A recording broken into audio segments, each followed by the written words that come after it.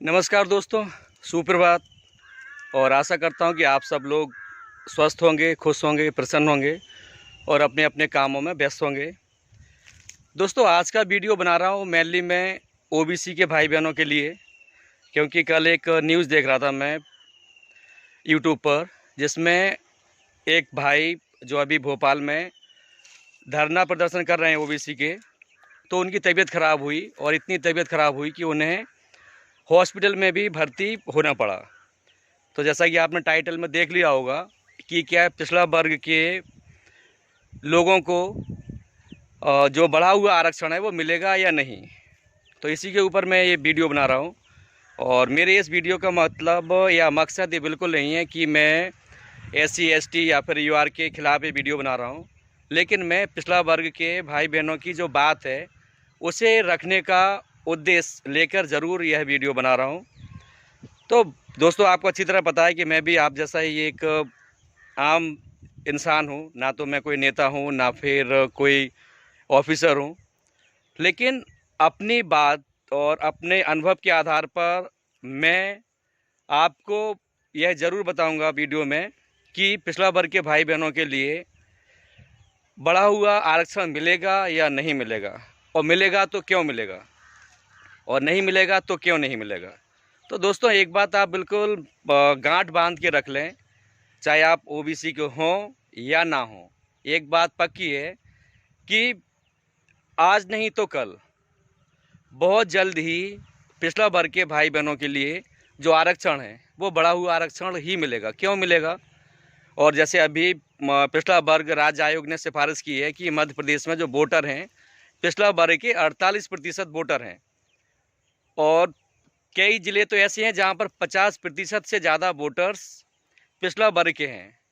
और जो पूरी पॉपुलेशन है मध्य प्रदेश की, उसमें तो लगभग 53% पिछड़ा वर्ग के लोग हैं।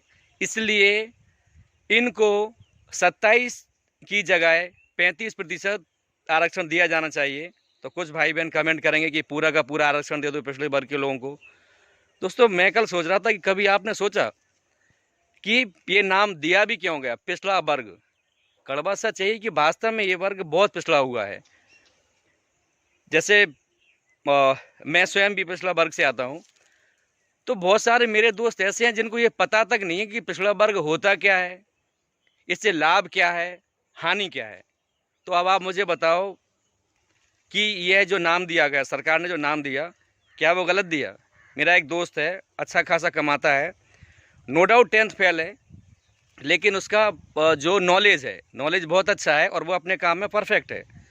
एक दिन वो बड़े हंस के मुझसे बोल रहा था, बोले यार ये ओबीसी होता क्या है, पिछड़ा वर्ग होता क्या है, और जो आरक्षण है उससे होता क्या है? तो पिछड़े वर्ग के पिछड़ने का कारण ये है कि पिछड़े वर्ग को खुद ही पता नहीं है कि क्या तो हमारे अधिकार हैं, क्या हमारी पॉपुलेशन है, और सरकारें पिछड़ा वर्ग के वोट से ही बनती और बिगड़ती हैं।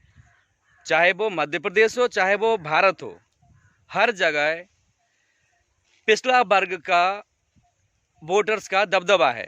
लेकिन चूंकि पिछड़े वर्ग में अधिकतर लोग या तो पढ़े लिखे हैं ही नहीं, या फिर कम पढ़े लिखे हैं, और जो लोग थोड़े बहुत पढ़ लिख भी गए हैं या फिर किसी पद पर पहुंच गए हैं, तो पता नहीं, या तो जानबूझकर या फिर अनजाने में उन्हें पता ही नहीं रहता कि यार पिछड़ा वर्ग में बहुत सारे लोग दबे कुचले हैं आज भी।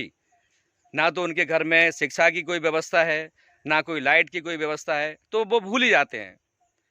और जो गलती से एक दो जिनको लगता भी है कि हमें पिछड़ा वर्ग के लोगों के लिए कुछ करना चाहिए, तो शायद या तो उन्हें लालच दे दिए जाते हैं कि भाई एक काम करो, तुम ज़्यादा इनके चक्करों में मत पड़ो, हम तुम्हें पद दे देते हैं या फिर ये पैसा दे देते हैं। ऐसा मेरा सोचना है, मैं किसी पर डायरेक्ट आरोप नहीं लगा रहा हूँ। तो फिर पिछड़ा वर्ग की बातें या पिछड़ा वर्ग के हक की बातें दब ही जाती हैं। जैसे नो डाउट संविधान में आरक्षण दे दिया गया कि भाई SC को इतना है, ST को इतना है, और OBC को इतना है। तो इतने दिनों से जो मैं देख रहा था कि भोपाल में जो चयनित शिक्षक हैं OBC वाले, वो 13% होल्ड के अगेंस्ट में धरना दे रहे थे, और अब तो वो आमरण अनशन पर आ गए हैं। तो इतने दिनों से मैंने कोई वीडियो नहीं बनाया, पिछड़ा वर्ग के भाई बहनों के बारे में। लेकिन ये वीडियो इसलिए बनाना पड़ा कि आप मुझे बताएं। मैं तो खुद बोलता हूँ कि आप एक काम करो, सभी को आरक्षण दे दो, कोई प्रॉब्लम नहीं है। जिसको जैसी ज़रूरत हो उसे उसके हिसाब से आरक्षण दे दो, कोई पिछड़ा वर्ग नहीं, कोई सामान्य नहीं, कोई एसटी नहीं, कोई एसटी नहीं। लेकिन उसका एक जायज़ और सही तरीका तो बनाओ। और यही मैंने पहले भी बोला कि जो लोग आरक्षण का लाभ उठा लेते हैं तो वो अपनी दुनिया में मस्त है, उन्हें लगता है कि यार बस अपना तो जीवन निकल गया है, या फिर अपना हमें क्या करना, हमारा तो जो काम था हो गया।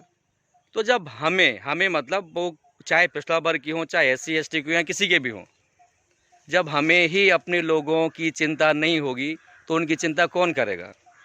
और अब बात मैं वही करता हूँ कि मिलेगा क्यों, ये जो बढ़ा हुआ आरक्षण है वो मिलेगा क्यों? मिलेगा इसलिए क्योंकि जो कांग्रेस सरकार थी, कमलनाथ जी की सरकार थी, वो 27% आरक्षण के मामले में बहुत आगे बढ़ गई थी और बिल्कुल देने के लिए ही उन्होंने अपना जो गजट था वो भी पास किया था, जिसमें पिछड़ा वर्ग के लोगों को 27% आरक्षण की घोषणा उन्होंने की थी। लेकिन कुछ मुद्दा बनाकर बीजेपी भी इसी को कोर्ट में लेके चली गई। अब बीजेपी बोल रही है कि हम भी ओबीसी के भाई बहनों को 27% आरक्षण देना चाहते हैं, लेकिन कोर्ट में लेके, जहाँ तक मेरे पास इन्फॉर्मेशन है, कोर्ट में लेके भी बीजेपी वाले ही गए हैं। और हो सकता है कि मैं गलत भी हूँ, लेकिन जितना भी अपने पास इन्फॉर्मेशन उसके अकॉर्डिंग क्या है, जो बीजेपी वाले हैं वही 27% के अगेंस्ट में कोर्ट में चले गए। तो कांग्रेस ने स्टार्ट किया था लेकिन वो दे नहीं पाई, और बीजेपी भी अगर चाहती तो अभी तक दे देती। तो दोनों ही पार्टियां नो डाउट ओबीसी के साथ खेल रही हैं, और उसका कारण भी ये है क्योंकि ओबीसी का वोटर, ओबीसी का नागरिक जागरूक है ही नहीं। ओबीसी के पिछड़ने का कारण है, ओबीसी का नाम जो पिछड़ा वर्ग है उसका कारण ये है, पिछड़ा वर्ग के लोग ना तो शिक्षा के प्रति जागरूक हैं और ना अपने राजनीतिक अधिकारों के प्रति जागरूक हैं, और यही पिछड़े वर्ग के पिछड़ने का कारण है। तो फिर मैं ये कहना चाहता हूँ कि भाई ये जो वीडियो मैंने बनाया मेनली उन ओबीसी भाई बहनों के लिए बनाया जो इतने दिनों से भोपाल में अपने अधिकारों के लिए धरना प्रदर्शन कर रहे हैं, और अब तो नौबत यहाँ तक आ गई है कि वो अब आमरण अनशन पर उतर आए हैं और उनकी तबीयत खराब होने लगी है। तो मैं अपने इस छोटे से वीडियो के माध्यम से भी सरकार से भी निवेदन करूंगा कि अगर आपको लगता है कि पिछड़े वर्ग के लोग वास्तव में पिछड़े हुए हैं और उन्हें आरक्षण की ज़रूरत है, क्योंकि आप खुद सोचिए कि जैसे मान लो पिछड़ा वर्ग एक परिवार हो गया, पिछड़ा वर्ग एक परिवार है पूरा का पूरा, इसमें चाहे जितनी जातियां हो कुछ भी हो, और आप जब नौकरी देते हैं तो उन्हें 27 नौकरियां देते हैं पिछड़ा वर्ग के परिवार को, लेकिन आप 27 की जगह उन्हें 14 नौकरियां दे रहे हैं। तो आपने उस परिवार की, पिछड़ा वर्ग के परिवार की 13 नौकरियां तो खा गए ना आप। तो जो उन 13 बच्चों का फायदा होता, तो उन 13 बच्चों को तो नुकसान हुआ कि नहीं हुआ? आप बताएं, क्या मैं गलत बोल रहा हूं? 27 मतलब पिछड़ा वर्ग के परिवार के 27 बच्चों को आपको नौकरी देनी थी, लेकिन नौकरी आपने कितनों को दी? 14 को। 13 बच्चे क्या कर रहे होंगे? 13 बच्चे तो आज भी कहीं किसी के यहाँ हमाली कर रहे होंगे, मजदूरी कर रहे होंगे, या फिर बेरोजगार भटक रहे होंगे। लेकिन अगर वही 13, और आप मुझे बताएं कि जो 13 बच्चे हैं जिनकी मैं बात कर रहा हूँ पिछड़ा वर्ग के, वो 13 बच्चे आप 70 साल से, जब से भारत आज़ाद हुआ है तब से हर बार उन 13 बच्चों का हक मारा जा रहा है। अब आप खुद बताएं कि अभी तक मध्य प्रदेश में क्या दुर्दशा हुई है पिछड़ा वर्ग की, जबकि ओबीसी को केंद्र में भी 27% आरक्षण है। लेकिन मध्य प्रदेश का ये दुर्भाग्य है कि मध्य प्रदेश में पिछड़ा वर्ग के लोगों को, पिछड़ा वर्ग के भाई बहनों को सिर्फ 14% आरक्षण दिया जा रहा है। तो मुझे पता है कि सरकार में भी बहुत ज्ञानी ध्यानी लोग बैठे हुए हैं, तो आपसे निवेदन है कि अगर आप पिछड़ा वर्ग के भाई बहनों का भला चाहते हैं तो आप उन्हें उनका जो हक है, 27% तो है ही, और चूँकि लगभग 53% आबादी मध्य प्रदेश की पिछड़ा वर्ग की है, तो उसे बिल्कुल करें 35%। और वो भी योग्यता के दम पर। ये भी आपको पता है कि पिछड़ा वर्ग का जो भी भाई बहन योग्य होगा वही तो जाएगा उन 35 में भी। कुछ लोगों को पक्का बुरा लगेगा मेरा ये वीडियो कि यार ये तो पिछड़ा वर्ग के पक्ष में बोल रहा है। भाई अभी तक मैंने कोई वीडियो बनाया था नहीं बनाया था, लेकिन आप मुझे बताओ कल जब मैंने देखा कि वो भाई इतना बीमार हो गया कि उसे हॉस्पिटल ले जाना पड़ा।